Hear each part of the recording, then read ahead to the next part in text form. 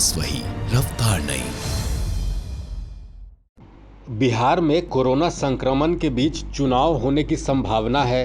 राज्य एक तरफ कोरोना संक्रमण से लड़ रहा है तो दूसरी तरफ विधानसभा चुनाव की घमासान तेज हो चुकी है। बड़ी बात यह है कि अभी तक चुनाव की तारीखों का ऐलान नहीं किया गया है। इसके बावजूद चुनाव को लेकर सरगर्मी बढ़ गई है।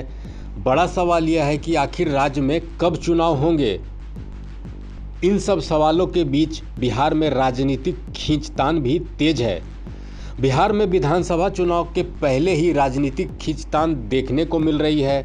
खास बात यह है कि बिहार के पूर्व मुख्यमंत्री जीतन राम मांझी और उनकी पार्टी हिंदुस्तान आवाम मोर्चा के फैसले से दूसरी पार्टियों की टेंशन बढ़ गई है।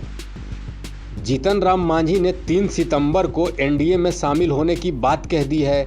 अरसे से जीतन राम मांझी के एनडीए में शामिल होने की अटकलें लग रही थी। अब जीतन राम मांझी और उनकी पार्टी के फैसले के बाद स्थिति लगभग साफ हो चुकी है।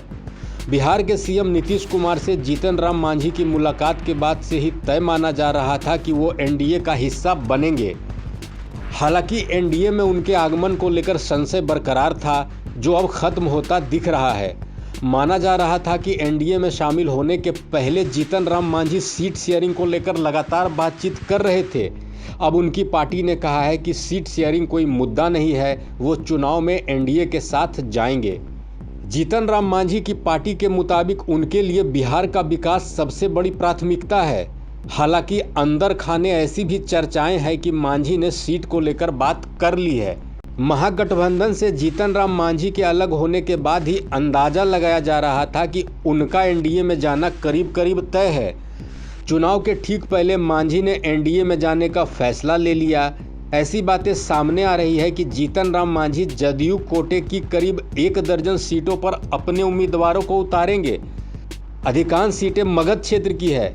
ध्यान देने वाली बात यह है कि जीतन राम मांझी अपनी पार्टी में इकलौते विधायक हैं। इस खबर में इतना ही। बिहार, झारखंड समेत देश दुनिया की तमाम बड़ी खबरों के लिए देखते रहिए प्रभात खबर। प्रभातखबर.com, विश्वास वही, रफ्तार नहीं।